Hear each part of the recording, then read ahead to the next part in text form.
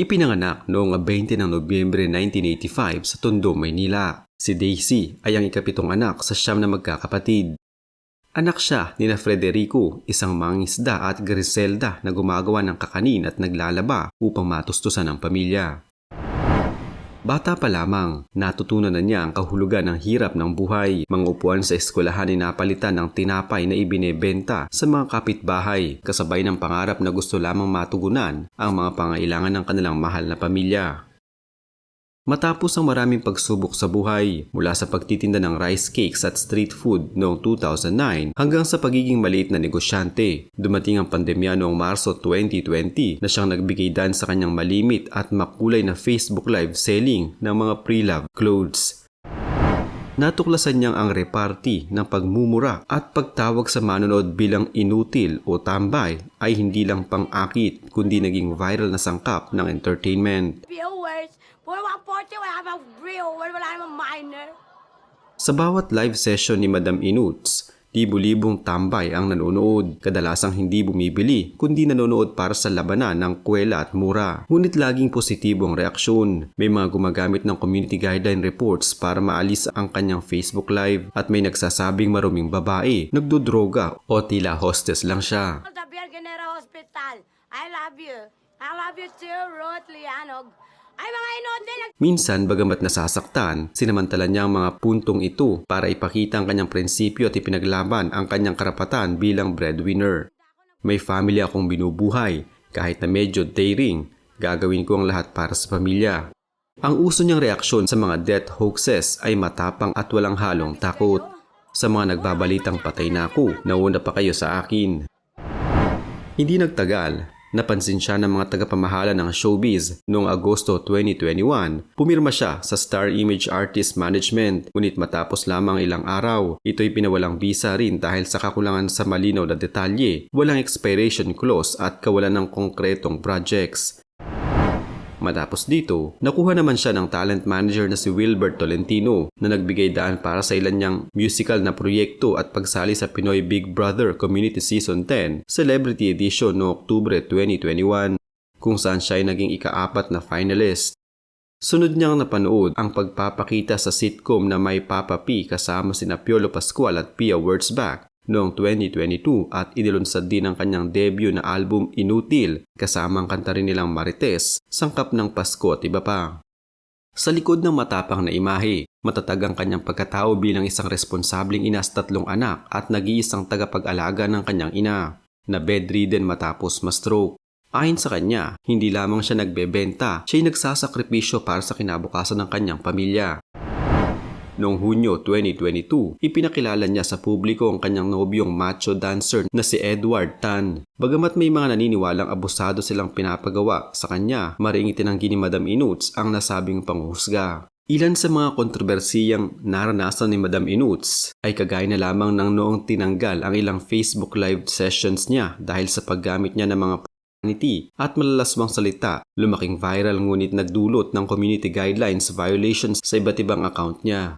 Dahil dito, may mga netizens na nagreklamo at nagreport na nagresulta sa pansamantalang suspensyon ng kanyang live streams. Noong Disyembre 2021, kinwestiyon siya ng netizens dahil sa pag-nominate niya kina Chief Filomeno at Brenda Mage bilang Marites o Chismosa na tumindi nang basagin siya ng death hoax kaya nagpahayag siya ng sakit at trauma dahil sa mga bashers. Aktibo siyang tumutugon sa mga basher, hindi nagpapahiyang ilahad ang kanyang panig at hindi nagsosorry sa kanyang pagiging totoo, na lalo namang nagdala ng halo ng suporta at kritisismo. Pinagtanggol niya ang sarili mula sa akusasyong pagiging marites sa loob ng bahay ni Kuya. Ayon sa kanya, hindi siya tsismosa kundi nagsasabi ng katotohanan at iyon ang dahilan kung bakit siya nanggigil. Noong Agosto 2021 pa rin, pumirma siya sa Star Image Artist Management ngunit agad na umalis sa loob ng 2 araw dahil sa walang expiration clause ang kontrata, walang nakalatag na project para sa kanya at naging overwhelmed siya at hindi muna nakonsulta sa pamilya. Nagdulot ito ng gulo at patutsyada mula sa mga netizens na nagsabing hindi siya dapat basta-basta pumirma na tuluyang nagturo sa kanya ng leksyon. Self-admitted din siya na naging magulo ang proseso. Lumabis ang suporta ni talent manager Wilbert Tolentino na nagtulak kay Madam Inuts na manatili sa top 5 ng PBB. Kumalat ang banat na wala ang essence ng taong bayan voting kaya marami ang nainis. Ipinagtanggol ni Wilbert ang sarili, sinabing patas lang ang mga mechanics at siya rin ay taong bayang botante. Dahil dito, naging bahagi ito ng patuloy na diskurso tungkol sa sponsored votes sa reality TV. Naglabas siya na matinding saloobin laban sa mga kaibigan na kumukonsente sa maling gawain na ayon sa kanya, dahilan kung bakit numadami ang nagkakasala, ito'y nagdulot ng debate sa online. Ang kanyang pagkabukas palad na magsalita sa standard ay hindi na iwasan ang ilang kontrobersiyang publikong alitan, kabilang ang kanyang direktang pagtuntong kay Herlin Budol kung saan sinabi niya, "For your information, we are not friends, she's just a piece of shit." Kinwestiyon niya rin ang mga konsentidor na nagpapasyang baliwalain ng maling asal ng iba habang pinoprotektahan ang imahe ng mga idolo sa publiko. Ngayong may nobyo siya na si Edward Tan, macho dancer, hinusgahan siya ng ilang netizens na ginagamit lang siya nito at pineperahan. Mari niyang itinanggi ang mga ito at ipinakita ang pagpapahintulot ng pamilya sa relasyon. Ang mga kontrobersiyang ito ang nagpatingkad sa personalidad ni Madam Inuts, hindi lamang bilang komedyana o seller kundi bilang isang matapang na babae na handang ipaglaban ang kanyang karapatan, paninindigan at pagkatao. Mula sa pagiging viral dahil sa kanyang nakakatawang mga live selling session hanggang sa mga usapin sa showbiz, ang kanyang trahedya at tagumpay ay tila salamin ng buhay ng ordinaryong Pilipino na ginagamit ng kanyang platform upang magsalita kahit kontrobersyal. Hanggang sa 2025, kinabibilangan pa rin ang kanyang schedule ang live selling at nag-aalok na rin siya ng mga skincare products, hindi lamang damit na taglay ang suporta ng kanyang manager na si Wilbert Tolentino. Aktibo rin siya sa social media, nagbibigay ng buhay at kulay sa mga manonood at patuloy na nakikipagsapalaran sa mundo ng pag-arte, musika at negosyong digital.